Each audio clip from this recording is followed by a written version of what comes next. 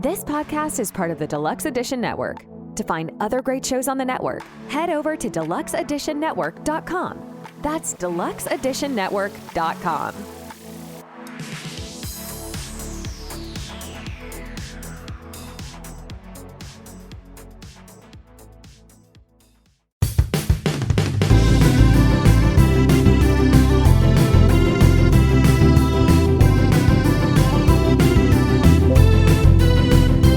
If your friends are nerdy and you are nerdy too, I want to talk to you.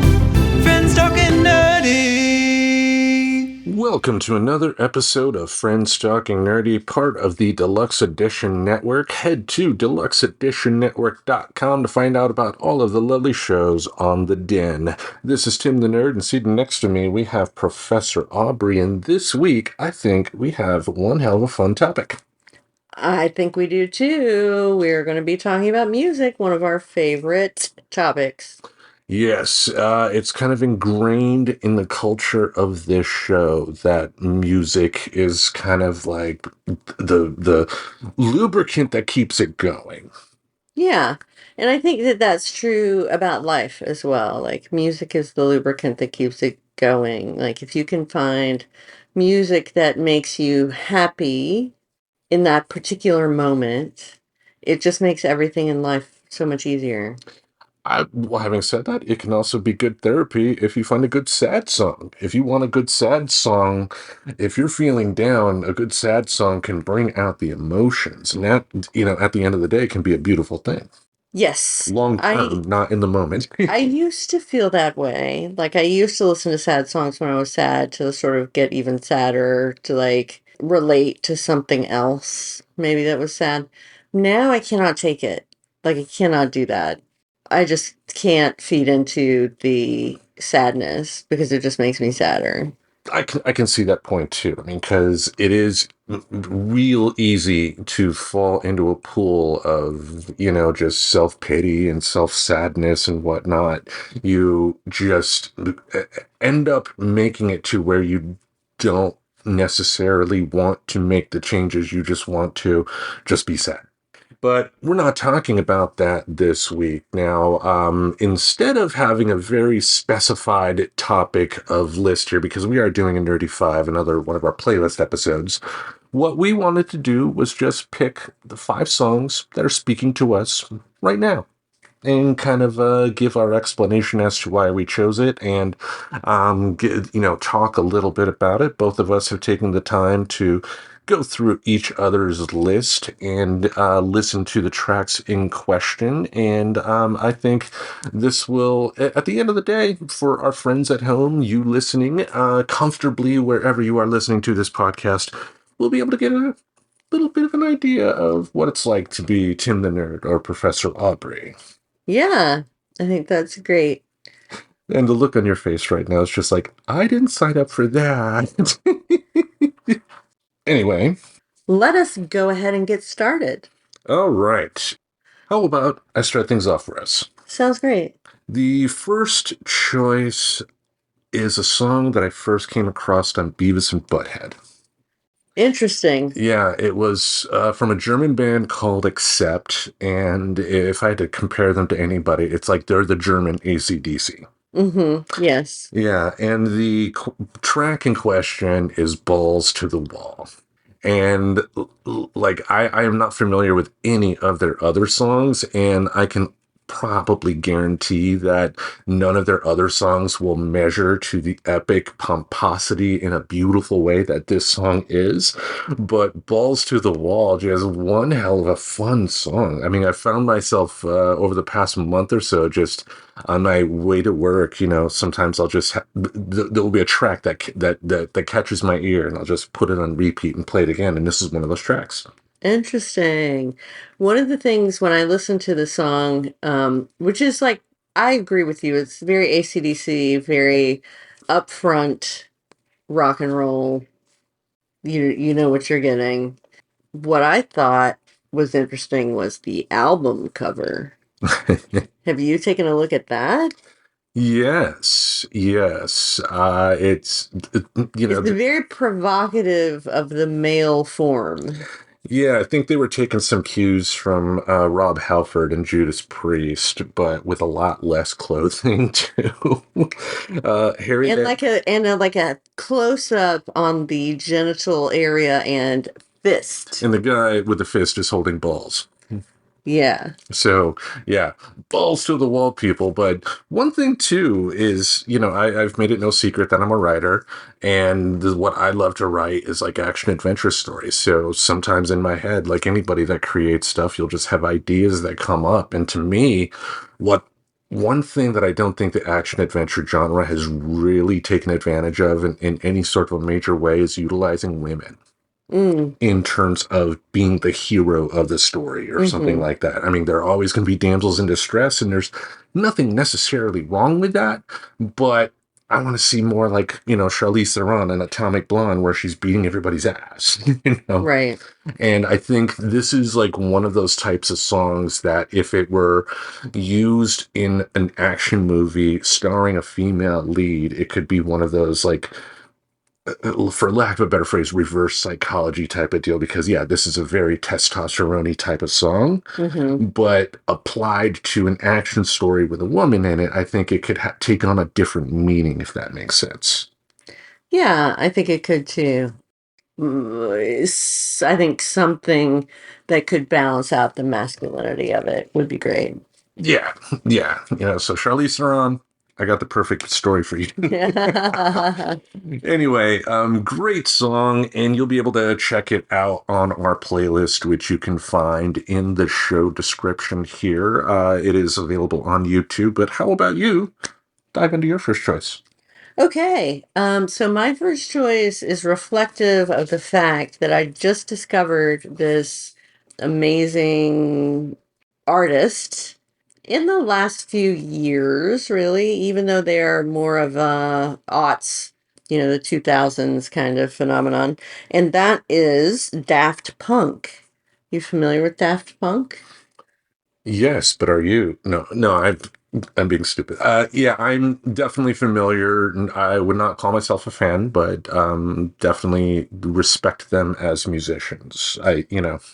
Yeah, so, for those of you who don't know, they're two persons who make music, electronic music, who wear helmets. And there's a big running joke that you can see that like everybody that goes to Burning Man says that they saw Daft Punk at the trash fence, which is the trash fence is the fence that surrounds the city. And so you can't go outside the trash fence. And it's very far away. And you have to ride your bike a long way to get there. And so it's this big joke that you ought to go see, or I saw Daft Punk at the trash fence. All right. So that's sort of when I started going to Burning Man, which was only 3 years ago, is really when I got into Daft Punk because I was like, what is this all about? I should know who this is so that I can get the joke. And what I realized is that it's great music. It's really danceable and positive and sounds good, and I like it. So the song I chose is "Lose Yourself to Dance," and I like to lose myself to dance, and so I found it quite inspirational. Yeah, and like I said, I do have a lot of respect for them as musicians. They are in their own way doing their best to kind of bring back the best of 70s R&B and disco. Mm-hmm. Because there was a lot of stigma on those genres, unfortunately, in the 70s, especially on disco, that people like, Daft Punk are doing their best to kind of remind people there's a lot of great stuff you're missing out on. Yeah. I mean, I think they have lots of places from which they take inspiration. Including film. Daft Punk actually did the soundtrack to the Tron sequel. Oh, really? I didn't even know that. Yeah, you're like, we're a Tron family now. No, I still don't understand Tron, but I don't. know how a movie that failed in Tron could spawn a sequel that That failed failed in in the Tron. Tron legacy that is also bringing on a third movie in the franchise that will fail. Yeah, who's doing this? Like, you usually know who the producers are and stuff. I mean, I know it's a Disney film. I mean, they own that property. I don't know the particular people behind the scenes that are doing it in terms of like director or screenwriter or anything like that. But They must want to have a Tron ride because Tron would lend itself to being an amusement ride. haven't they done that before, though? I mean, I know there was a video game, of course, which I never liked. I thought that was the dumbest damn game back in the day. What is it you did in the game? It was like you just a racing game or something, right? Pretty much, it was essentially like the motorcycles that are in there, and you have to, crisscross and not run. Like, you have to make sure your path does not cross the person you're racing against, because if you turn right and they're turning left, you lose. And it's all like in a circuit board. Circuit board. Bring back the classics. There we go. Yeah, it's. I mean, the premise of the first film was one of the characters. I think it was Jeff Bridges. He was in the first two of them. Was sucked into a video game, and he had to defeat the bad people in the video game in order to Escape the video game. Yeah, yeah. Bruce Boxleitner was in that movie. There's an acting legend. He's married to Melissa Gilbert. Oh, whoa. Yeah. Do you remember that show Babylon 5 as well? Barely. Okay, he was the main star for most of that show's run. Oh, okay. Yeah, you're like, okay. But yeah, the Daft Punk, though, if there is a third Tron movie, and it sounds like they're making it, I wouldn't be shocked if they, did the soundtrack. But, like I said, for my money, am I probably going to add one of their songs on my playlist? Probably not, but that doesn't mean I don't respect them. Well, let's hear about your second choice. All right. My second choice here is a song that is a true story. And also another one that I can thank Beavis and Butthead for introducing me to. Smoke on the Water, Deep Purple. You didn't know that song before Beavis and Butthead? Correct. Wow. Yeah, because, Beavis and Butthead at one point did the dan, dan, dan type of deal. And, Mike Judge has pretty good music taste, folks. I mean... Oh, yeah, and he has a deep knowledge of music, as reflected in the Tales from the Tour Bus documentary series, the animated documentary series, which is so good. Yeah, and there will be another song that we'll go into a little bit later that I can also thank Mike Judge for, but we'll go into that there. But Smoke on the Water, like I said, is a true story. The band Deep Purple was going to record in Monterey, I believe. It was overseas. They were going to record in the Rolling Stones mobile studio. They had the Rolling Stones had like a state of the art like RV or truck setup that people could record in that would would be able to travel anywhere across Europe to record where people wanted to. But at a Frank Zappa show that same night, somebody set off a flare gun and burned the place to the ground, as the story said, and everything in that song is true. Wow. Yeah. Did the Rolling Stones replace it? Or were they just like, fuck it, this is a sign? No. The recordings, the mobile studio was fine. It's the theater that Frank Zappa and the Mothers of Invention were playing at is what burned down. And I guess proximity to it, Deep Purple had to move locations. Okay. Yeah. So it's there. If you go to like Frank Zappa's memoirs, he does talk about his side of the story about what happened on that. But Deep Purple, I mean, this is one of the most iconic riffs in rock history. Yeah. Very simple to do, and I was even able to show you how to do it before we started recording today. That's right. You can do it very well, and you do it with plucking two strings. I was unable to do that plucking, and so I had to just use one string. But it is very easy and a power chordy kind of thing. Yeah, and for me, the best songs do have that hook, and a good riff is the hook that brings you in. Like the riff from "Walk This Way," like that type of deal. It sounds much better when Joe Perry's playing it, of course, and not me humming it along. But yeah, just there are. I love a good riff. Let's put it that way.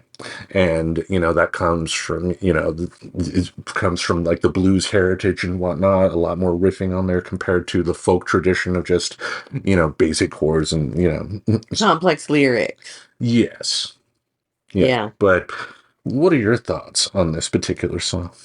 I like this song. It's great. It's classic. It is a song I listened to in high school. And, it has its place on every retrospective, I think, of the era. Totally agree with what you said. I do think, though, that it is a crime that it took Deep Purple until 2016 to get into the Rock and Roll Hall of Fame. Wow. That, I like every year I always have that same bitch about the Rock and Roll Hall of Fame. There are many deserving legendary bands out there that have made tremendous impacts in music that just don't get recognized because they're not a Springsteen, they're not a Dylan or anything like that. Nothing wrong with Springsteen, nothing wrong with Dylan, but come on, Smoke on the Water, iconic guitar riff. There's nothing more rock and roll than, the riff to Smoke on the Water. Agreed. Yeah. It's a travesty of justice. Yeah. That's right. No, anyway, if you don't have any other thoughts, how about you dive into your next choice? Okay, my next choice is Yogi, which is a song by the famous international star Punjabi MC. And it combines traditional Indian music, Bollywood Indian music with rap and modern R&B, I guess. Punjabi MC ultimately was claimed to fame as having been sampled by Jay-Z on a very popular Jay-Z song. This is basically the song with Jay-Z saying like on it. And like Jay-Z has probably made $1 million off that song, that all he did was take somebody else's song and sort of talk over the top of it. Rich people, fuck that.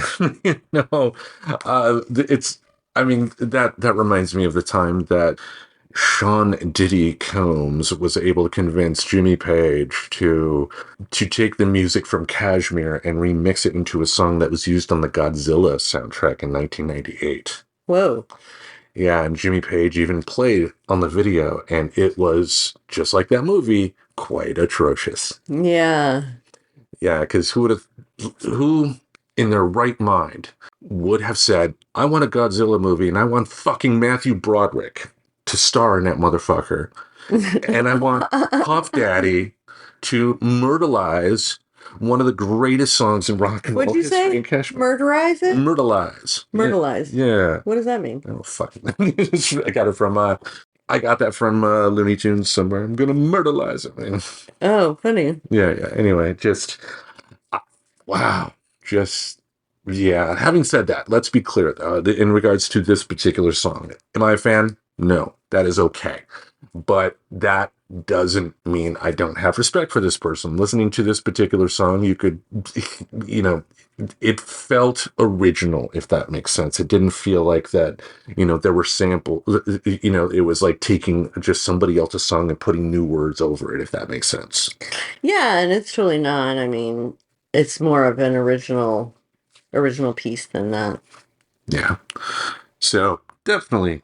Check it out, though. Punjabi MC. It's just a different perspective on rap and R&B. All right. Yeah, it'll be on the playlist in our show description. So I will go on to my next one, unless you have anything else to say about Punjabi MC. Nope, that's it. All right. The next track here is a song that I've been singing at work a lot lately. There's a particular dog that is there that loves to howl at, any chance that he can get.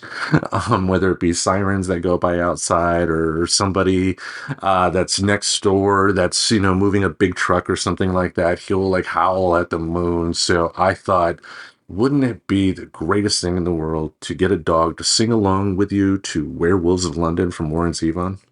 Ow. Yeah. Yeah. Yeah, but it's not happened yet. Every time I sing that song and do the "ow," that dog will look at me like, "What do you want?" Why are you doing that? Well, yeah, it's probably one of those situations too, like that cat meme, where it says, my owner meowed at me, but had 13 grammatical errors. So it's a fun song. I mean, Warren Zevon is somebody that should be in the Rock and Roll Hall of Fame. It is a crime that he's not. I agree. Yeah, this album is a classic. It also has Lawyers, Guns, and Money. Yeah. Yeah, it reminds you of summer too. It's a great summer song. It's like one of those songs that you could imagine having on the radio when you're driving down the highway with the windows down and the breeze going through your hair. It's like, where was Lana? Sure. If that was at all appealing to me, because I have been struggling with driving anxiety lately. I was a little bit better this last weekend when I was driving home from the fair. Well, that's good. That's good. You didn't have me as a passenger. That probably helped. Well, it's partially what happened when we were coming back from Seattle, where the car like veered into my lane, that's causing the traffic or the driving anxiety. But what happens with the driving anxiety is that I cannot do anything else. Like I can't be listening to music. I'm like very intently paying attention because I'm very freaked out about another car or truck hitting me and killing me. Yeah. Or you getting all Mad Maxy and running them off the road because they cut in front of you. Fuck you. Yeah, I guess I just am not as aggressive. Like I'll be annoyed with people in town where the speed limit is 35 or 25. Like people annoy me. But when I get on the interstate now, I'm the person in the right lane that's getting passed by everyone. That was usually me when I was driving, but I mean, I will say I think in some ways you definitely are an aggressive driver, but to me, there's a difference between aggressive and dangerous. Mm-hmm. You can be, I'd say I'm an assertive driver. okay, assertive. Yeah, you know where you want to go and you're not going to let most things stop you, but you're also not going to run another car off the damn road No, in doing that. So, never have. yeah. Or have I? Anyway, anything else about Werewolves of London? No, just a great. I mean, I do appreciate the song, and I remember it was in a movie or something, right? Color Money. Color Money. Tom Cruise, that douchebag. I mean, it was one of the scenes where his character was shooting pool and then, just singing along with the song. There is one line I do love in the song, and I'm glad I remembered. He'll rip your lungs out, Jim. Huh, I'd like to meet his tailor. It's like, I'm stealing that line. I mean, that, it's like, he's going to kill you. I'd like to meet his tailor, Right. Yeah. Yeah. Anyway, how about your next choice? Okay, my next choice is going to be Hops by the Rolling Stones. From an album we've reviewed on the show back in the day. Back in the day when we used to do very complex and detailed album on top of what reviews. We're doing now. Right. What album is that? Tattoo You. Tattoo You, yeah. So it's a relatively modern Rolling Stones song for Rolling Stones. It's not from the 60s. True, but you got to remember with this particular album, they had released Emotional Rescue, I believe, in 78 and 79, and they were obligated to tour in 1980. But again, they wanted something new and fresh to be able to tour behind. So what they did is they had one of their trusted engineers go through their tapes of demos that they've recorded, all through the 70s to find, the best tracks that can make up an album and This is one of it. I believe Tops was recorded in the early 70s around the Goat's Head Soup era. Interesting. Yeah. Interesting. I know this is one of your favorite bands, and so you know a lot of the backstory about these things. Well, I just had heard the song, and through you, I'm absolutely certain it was just on a playlist or something, and it just is like an earworm. I just keep thinking about it, thinking about it, thinking about it. So I was like, I gotta figure out what song this is. So I put the lyrics into Google and found the song and just really listened to it at least once a day, I'd say. I definitely enjoy it. I mean, as we talked about, and it was Kim the Geek and I that reviewed that particular album.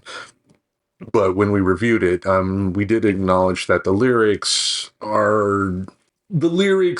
in a modern sense come off as kind of bad. It talks about the couch culture and essentially kind of supporting it in a way. Mm-hmm. Mm-hmm. Yeah. That is, I haven't even thought it's sort of like rock and roll for me. The lyrics don't matter because it's all about the music, really. And a lot of times the words don't even make sense. I agree with that. It's on the one hand, you do want to make sure you are being observant as a human being of what you take in entertainment wise. If you take in a lot of content that has similar type of material, you could find yourself easily supporting it, Mm-hmm. and whatnot. Now, yeah, I'm not in a point where I'm ever gonna be able to have a casting couch situation, and if I did, most importantly, I would not do that. Make that clear. But on the flip side, though, like I think the danger is if you listen to too much stuff like this and are not taking the time to self-assess that type of deal and acknowledge that there are some troublesome stuff in the entertainment that you enjoy, you could find yourself being like cool with some stuff that normally you wouldn't be, I guess. Yeah, I mean, I think that's a good caution. Yeah. So the reason I say it that way is that at the end of the day, we all have the ability, we know our limits, folks. It's like, me watching Don Rickles. I know a lot of the jokes that he says, like if I said them, I would be canceled in so many ways. Yeah. But I still love his humor. Hmm. And I can acknowledge that he's problematic, but I also understand how and why he works. Interesting. Before I mumble on, anything else about that particular song? No, I like the melody. All right. Let's hear your next one. Yes, this next one, I thought you would be proud that it was on my list. And it's a song that I actually taught you on guitar. Knocking on Heaven's Door from Bob Dylan. Hey. From the soundtrack to the Sam Peckinpah film Pat Garrett and Billy the Kid, which Bob Dylan actually had a role in. This is one of his iconic big hits. Now, an iconic big hit for Bob Dylan is not like Thriller level big, but if you think of Bob Dylan today, this is one of the songs that you're thinking of. Oh, for sure. This is a famous song of his. Yeah. For real. I dig the song due to its simplicity more than anything. I mean, it's literally 4 chords. It's a cowboy chord song all the way through. D, A minor, C, and G. Yeah. Whoa. And I sound like an expert now, but there was a time to where I couldn't play that, and But now now you can. now I can, and now I was able to teach you how to play that song too. Yeah. Yeah, You're very good about teaching me how to play guitar things. yes. Just like you taught me how to play End of the Line. We played End of the Line before. Oh, yeah. Yeah, back in the day. Back in the day. But yes, I know you've mentioned on the show before, especially when we talked about 1974 in music, that Dylan in the 70s was not necessarily your cup of tea. You were more of a 60s Dylan guy. What do you think of Knocking on Heaven's Door? Is this one that you're cool with, or just still not as good as the 60s stuff? It's definitely not as good as the 60s stuff because it is so simple. Like, I like Bob Dylan's complex Like I want to hear "Sad-Eyed Lady of the Lowlands" if I'm listening to Bob Dylan. If Are you familiar with that song? It's just a very long song. Ah, Um, yeah. um, I wrote a do- novel. I'm going to put music to it. yeah, so this one, I think is more mass consumption-y and enjoyable. Yes, so much so that I can thank Guns N' Roses for introducing me to it. Hey. Yeah, and I did read an article too that apparently George Harrison actually commented on the Guns N' Roses version at one point and said he didn't care for it because they used different chords or something like.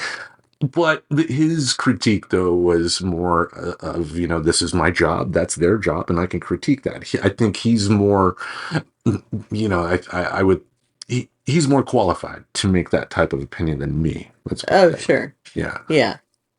I mean, it's George Harrison after all, my goodness. But Yes, George Harrison. yes, great song. How about we go on to your next choice? Okay, my next choice is Now and Then, the new Beatles track. So, we've talked about this song in the past, obviously, and I really enjoy it. And often it'll pop in my head and I'll listen to it. I think it's a great song. Same here. It was actually played on my playlist today at work. Hey. So I listened to it with the dogs, had a little happy tear coming down. Because, like I said, when we first talked about that song, like it's the perfect finale for that group. And, it can also bring in so many more emotions. Like for me, for instance, my mother was the one who really helped me, become a Beatles fan. So I think of her. And, when the chorus for that song hits, it's like, oh, mom, type of deal.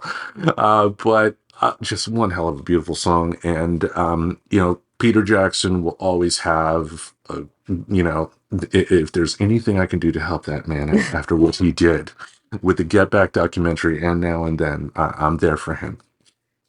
Yeah, I mean, if he called me up, I wouldn't refuse his request. yeah. I mean, I wouldn't watch The Lord of the Rings again, but What if he was like, "This is the one thing I want you to do, Tim Jousma"? If there was money involved, sure. But, I've seen them once. I don't need to see them again. But, like I said, for what he did with the Beatles stuff, at first I was hesitant, but he loves to have long, elaborate, lots of time to be able to tell his story. And for the documentary, it was perfect to do. And just the music video for Now and Then, just again, it's not Thriller, but it is also just a good finale. Like the Beatles movies that they're making, I would be shocked if at the end of the movie they're not going to play Now and Then. Yeah. Yeah, I mean, I think this is the last hurrah, and I also think Peter Jackson takes great risks because it could have been awful and people could have hated how long it was, but it was riveting, and so he shows once again his talent, his visionary, his vision about how to tell a story. Agreed. How about I go on to my last choice? Yes, please. All right. I've talked about this performer before. I mentioned earlier that Mike Judge is one of the people that helped turn me on to this performer. There were a few other artists too, like the Beatles, who helped me realize that this performer is pretty damn good and that my preconceived notions about him were 100% wrong. Buck Owens and his Buckaroos with his song I've Got a Tiger by the Tail, it's plain to see. Like, it's a traditional, simple country song, but for me, for everything that I've heard from Buck Owens, like his beauty comes with his songwriting and also his delivery. Just he's one hell of a musician, and Mike Judge is one of the people I can thank because in Idiocracy he actually used a Buck Owens song as part of the soundtrack. Oh, yeah, but this is just a catchy earworm as a song. This is probably one of Buck Owens' bigger hits, but it's not like an Act Naturally or Together Again. Kind of like the second tier of his big hits compared to. I feel like it's a really well-known song though. Well, let me also put the disclaimer out there that I am also not a historian when it comes to country music as well, and this is just a genre that I've only really just gotten into over the past decade or so. So, if I am wrong, great. I will fully admit that. I'm not trying to, proclaim I'm 100% right here, but still, one hell of a fun song, and I hope you all take time out of your day to check it out. But do you have any thoughts on Buck Owens? Buck Owens is a very important country music figure and has been not instrumental, but influential on so many artists. He's just one of those foundational country musicians. And so many surprising rock artists too have been influenced by him. Like the Beatles again. The Ringo cover of "Act Naturally," but you got to think of a do looking out my back door from Creedence Clearwater Revival. They name drop Buck Owens in the song. Oh, an elephant in the backyard listening to Buck Owens, but they name drop him there. It's like I said before with Buck Owens, like I knew he was one of the hosts of Hee Haw as a kid, and I still loathe and despise that show apart from the music. Yeah, the music is so good. Yeah, like that time that, we actually on the Roku channel, they had Hee Haw for a while, and we saw Ricky Skaggs and Bill Monroe both playing like mandolin. Like Bill Monroe is the father of bluegrass music. So seeing two master musicians being able to play like that was just like, damn. And then Minnie Pearl had to come out, I don't mind Minnie Pearl. She's fine. The humor on that show is terrible. All of it. Yeah. And it's a very sexist show, like the 70s. It actually started in the 60s, late 60s on CBS, and it was a victim of the rural purge. What is that? Fred Silverman, when he was the head of programming at CBS, this was around the era to where TV, like ABC, CBS, and NBC stopped doing, when it came to advertising, stopped focusing on overall numbers and started focusing on demographics. And they saw that the demographics that watched the Beverly Hillbillies, Green Acres, Hee Haw were not the ones that were going to bring in the top advertising dollars. So even though all of those shows were still wildly successful and could have gone on for years afterwards, they were all canceled. Now, Hee Haw, as we all know, was able to go into syndication and lasted until the early 90s, I believe. But that was the World Purge. The World Purge got rid of those shows to bring us All in the Family, MASH, the Mary Tyler Moore Show, stuff like that. Good choice, I'd say. Yeah, I mean the Beverly Hillbillies and Green Acres was more tolerable than the Beverly Hillbillies, but it was still lowest common denominator humor. I loved the Beverly Hillbillies. I did not like Green Acres. I mean, the theme song to Green Acres, I think, was slightly better, but I'm also getting more of an appreciation from the people that did the theme song to the Beverly Hillbillies, because they also did the Foggy Mountain Breakdown song that gets me laughing my ass off each time I hear it. Yeah. It's the classic getaway music with the banjo and all that stuff. Yeah. Anyway, how about you tell us your last track? Here's my last track. It is a Girl Talk track called Triple Double. Girl Talk is a artist who does mashups, basically. Does very high energy dance mashups. And this one just throws the kitchen sink at the wall. It's got all kinds of genres, all kinds of different music. And it's 6 minutes of pure, for me, what is pure energy, excitement. Slap-a-doo Slim Jim, oh yeah. No. Yeah, I mean, probably the same kinds of emotions that you feel watching wrestling, maybe. But it's like a form of entertainment that I really like. And it's something I've discovered in the last 10 years or so, sort of like you with country music. And I, really value it as a new thing, for me. Yeah, and I've talked about EDM on the show before, and we've of course talked about it, without the microphones going here.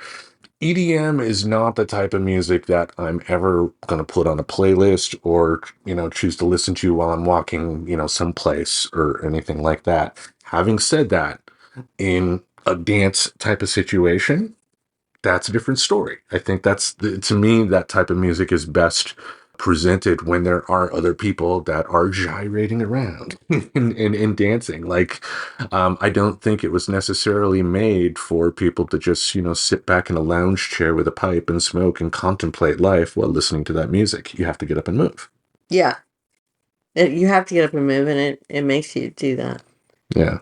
It didn't make me do that. No. Well, I mean, what would? Not much. I don't have soul, people. Anyway. You're just not a dancer. No. Yeah. I've been nicknamed Lurch for a reason. I mean, I can sway in rhythm, but the song in question does have some samples from songs that most people would be aware of. It did have some of the vocals from Ice Cube. It was a Good Day, one of Ice Cube's classic songs, plus the sitar part from Paint It Black from the Rolling Stones. So good to hear that type of stuff. Did the song work for me? No, but does that make it bad? Of course not. Of course not. Yeah, yeah. But for, I think, playlist purpose, something that I urge you all to go once again to our show description to check out, I think it'd be perfect. And if you do listen to the song, which again, please do move, gyrate, dance. If you're doing dishes and just listening to this playlist, shake your booty. Yeah. Give permission. Shake your booty while you're doing the dishes. That's right. Any other thoughts on the music we chose? No, I think they're interesting and unique playlists. Totally agreed. All right, before we continue, we do ask you to take a few moments to hear some thoughts from one of our friends at the Deluxe Edition Network. Hi, I'm Dawn Brody, a comedian with a history degree and the host of the podcast HILF, History I'd Like to Fuck. Each episode, I am joined by a new guest who has brought me a subject from history that they want to know more about. Then I hit the books, I dig deep in the annals, and stimulate. We've covered Frankenstein, Houdini, Joan of Arc, Pompeii, the Salem witch trials, right? Ugh. Join us and find out for yourself that history is a party and everybody's coming.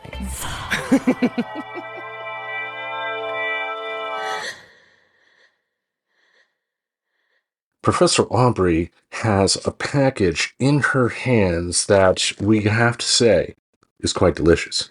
It is, Tim. It's Brazil from Coffee Bros. An amazing coffee with notes of cocoa and cherry candy. Nice. Delicious. Indeed it was. Like you and I, we both drink coffee in very different ways. I need it, 9,000 degrees hot. And me, I make my coffee and then put in as many ice cubes as I can. I'm like the guy from Clerks, what am I supposed to drink this coffee hot? Type of guy. But you tried it your way, I tried it my way, and we both really enjoyed the flavor of this particular flavor of coffee. Absolutely. It is a relatively new roastery in New York, New York. Those little town blues. Yep. Taking the Coffee Bros away. Exactly. Anyway, they're relatively new. They've been roasting since 2019. Yes, but they do have great connections around the world in the coffee growing areas to be able to get the best beans, to be able to give their customers the best product. And you, our friends at home, if you go to coffeebros.com and you order your own batch of this coffee or any other of the delicious brands of coffee that they have on their website, in the promo code spot, you put FTN10, we're going to be able to save you 10%. That's right, 10%. It's going to be like $1.50. It's going to be awesome. But that's what friends are for. That's what friends are for. That's right. $1.50 when you need it. Exactly. I mean, you won't be able to get on the city bus, but you will be able to save some money to be able to get some wonderful coffee. Again, head to coffeebros.com and in the promo code box, put in FTN10 and you will be able to have some delicious coffee. Yep. Drink away, people. All right, we are back. Before we wrap up this week, you have been out of the house for at least 2+ weeks. 2+ weeks I've been living outside. That's true. Tent living.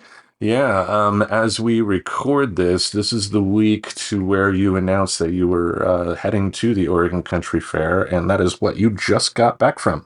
That's right. So, how about you tell our friends at home a little bit about the fun you experienced?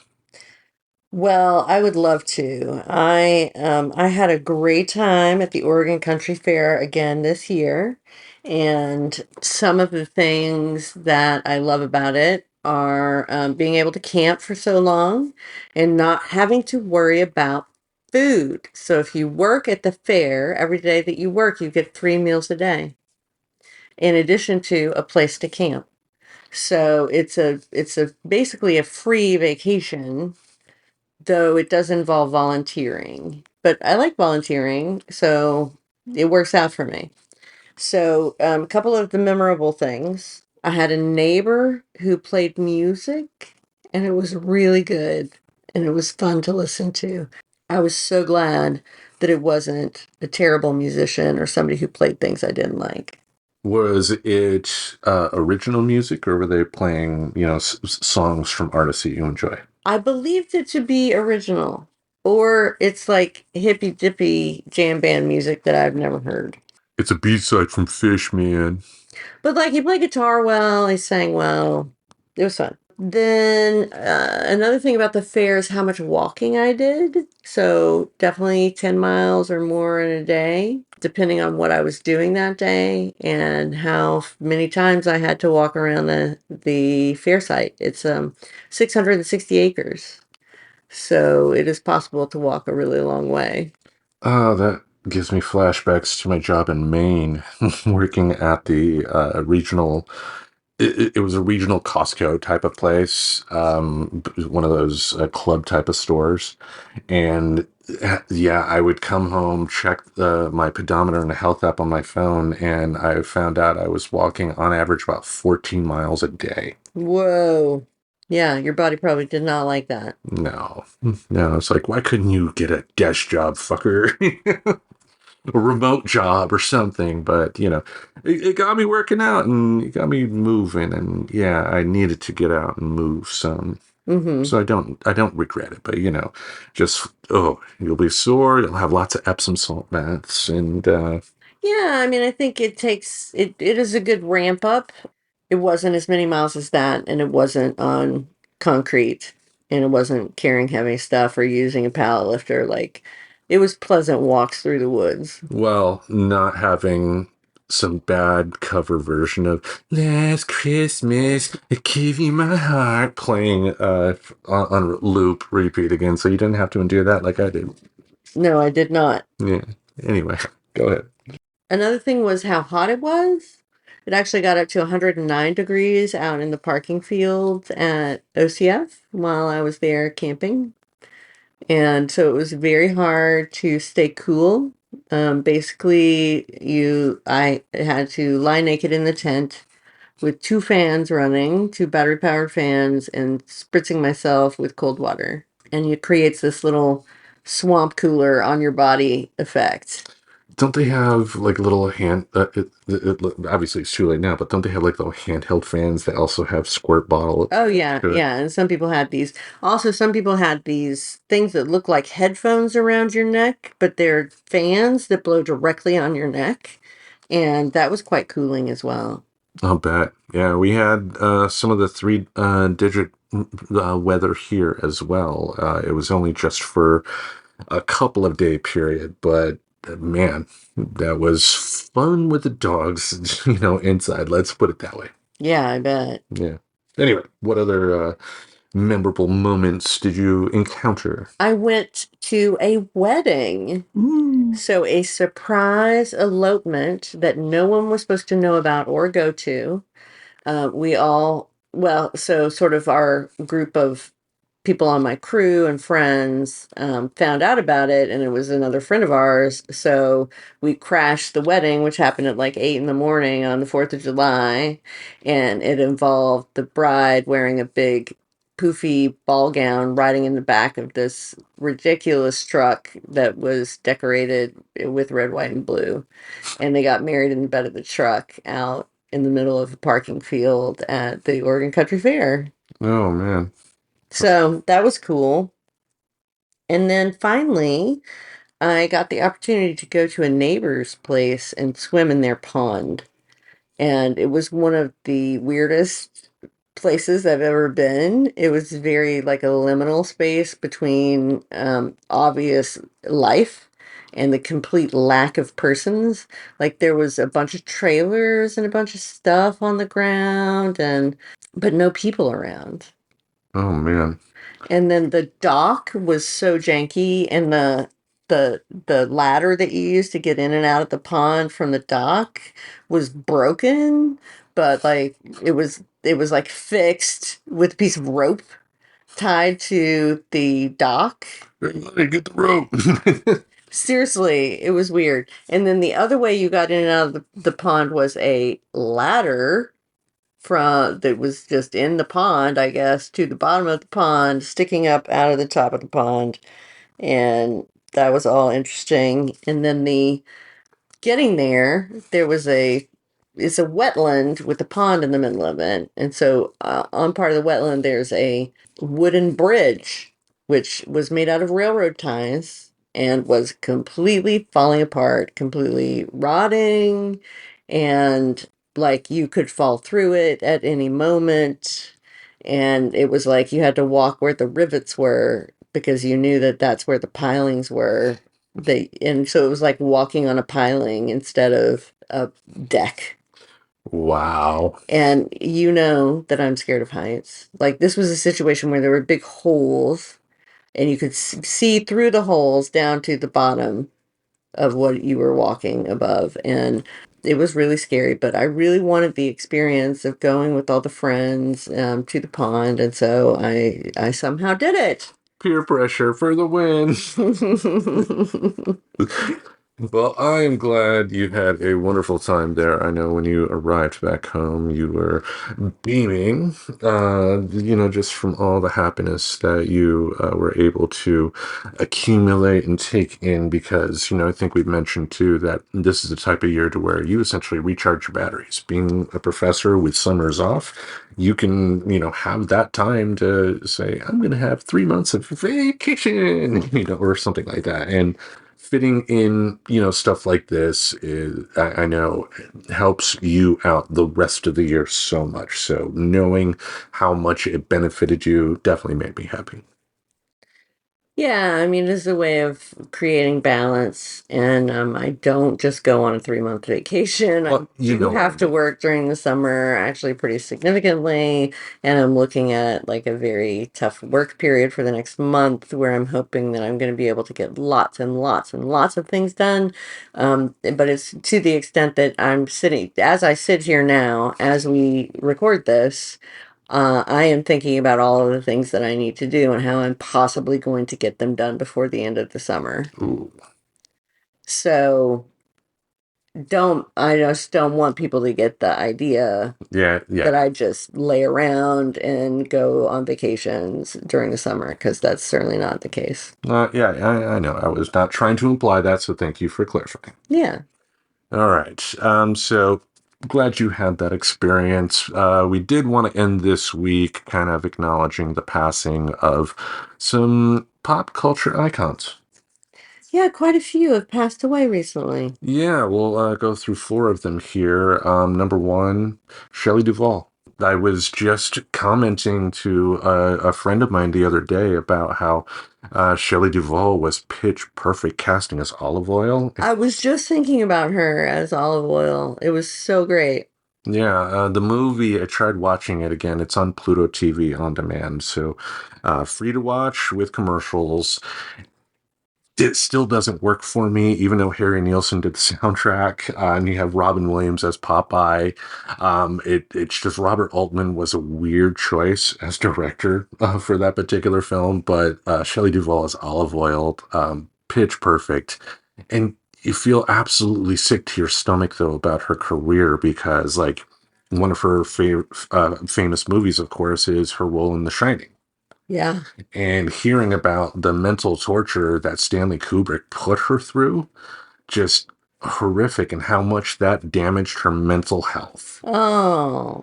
It's basically he treated her like absolute dirt in order to get the type of performance that he wanted. And it would be one thing if they had a sit down before the filming started and he says, I need you to react in a certain way, and I feel the way I can do that is to do X, Y, and Z. And if she said, I'm down for that, let's do it, great. But that wasn't what she signed up for.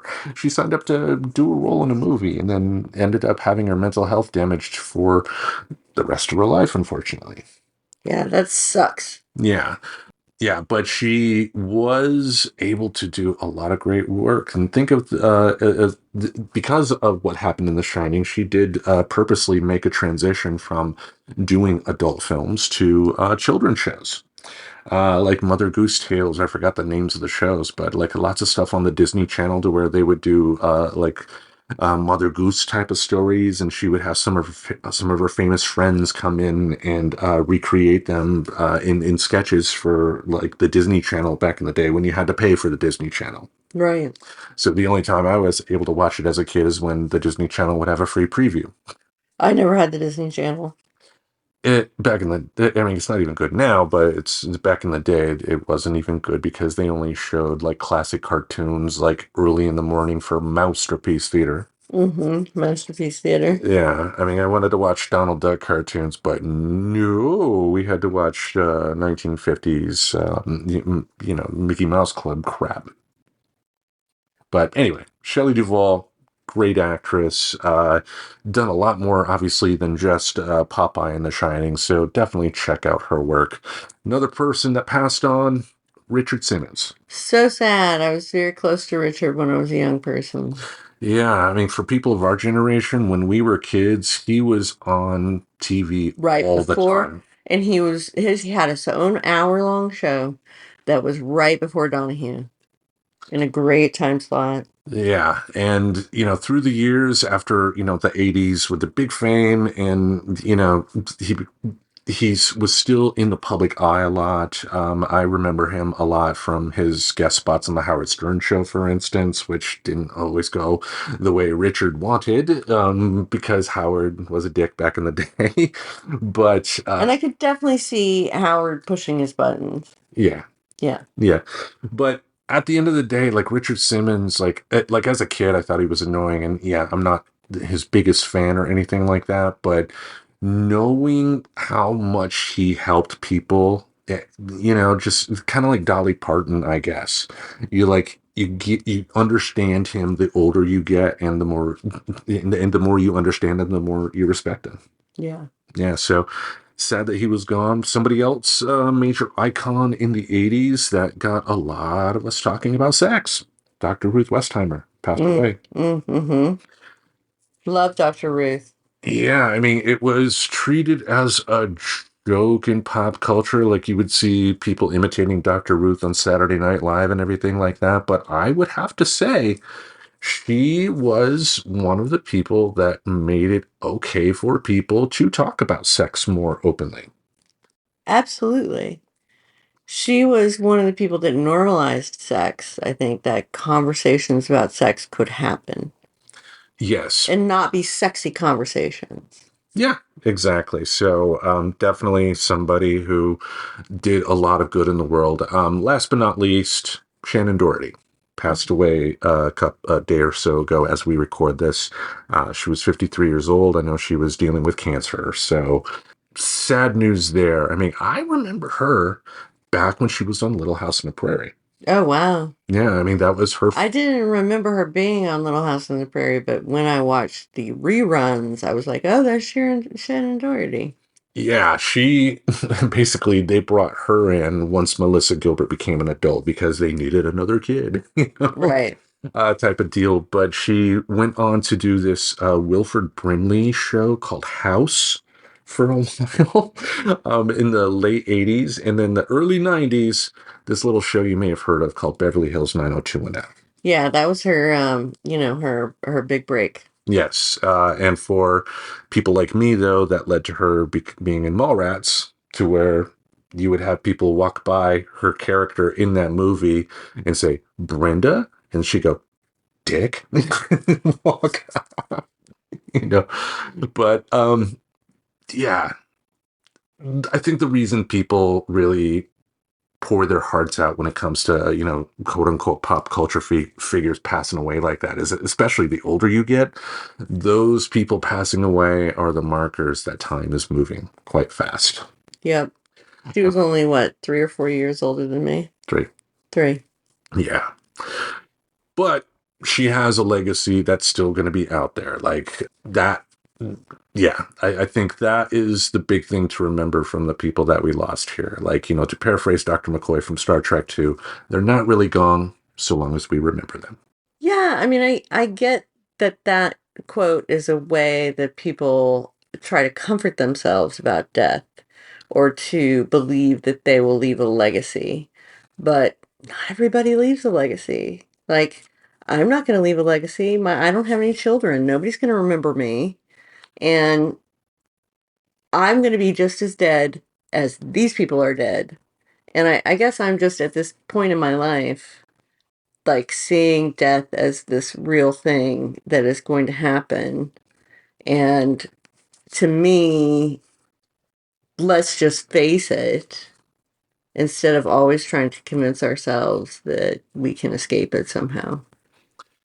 Well, for me, the saying is, it is something to soothe you in times of, sadness like that. But I think it is the idea of, just remembering people that meant something to you, whether they were pop culture figures or not, is a way to keep them alive in a way. Yeah, I get it. Me thinking about my mom is not going to bring my mom back to life.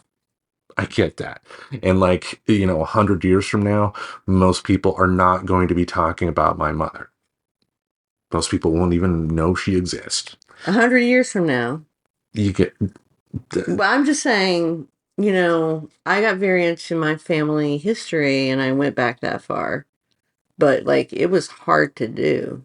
I mean, I can't speak what the future holds, of course, because, the more the Industrial Revolution occurred, the more records were kept up. And I'm sure, people 100 years from now may be able to find out information about people from today, blah, blah, blah. But you're totally right. I hadn't thought of that. Yeah. That's totally true. Yeah. It's just my point, I guess, is that,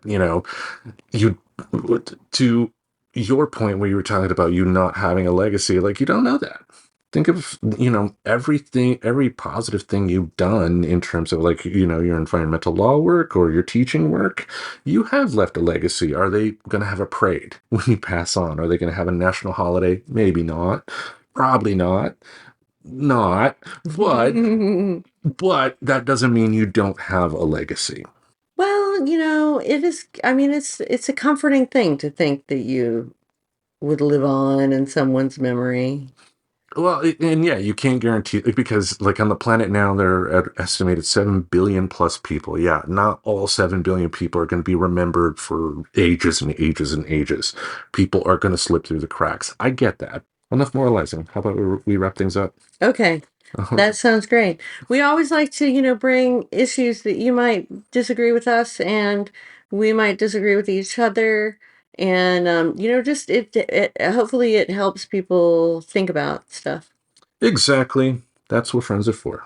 That is what friends are for. All right. So for Professor Aubrey, each Monday we'll have something in this podcast space to entertain your ear holes. Until we meet again, we bid you adieu. And farewell. Oh, Popeye. Subscribe to Friends Talking Nerdy on YouTube Music, Apple Podcasts, Spotify, or wherever you listen to podcasts. Goodbye, darling.